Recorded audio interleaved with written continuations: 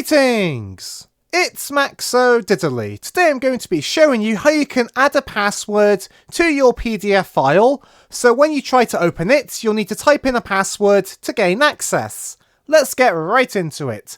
So you're going to see the PDF file you want to put a password on, and you're going to want to use the link in the description below to take you to a free Adobe online tool to add a password to your PDF file. And when you're on the page, you can either click on select a file and then navigate to the PDF file, or you can just drag and drop your PDF file into the website. And once your file has been uploaded, you're going to need to type in a password.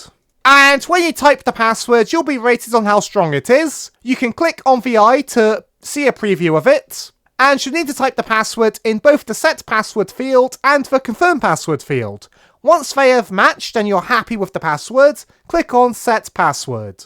It will take a while to add the password to the PDF. And when the PDF is ready, you can then click on download. And once you've downloaded the PDF file, you can then click on it to open it up.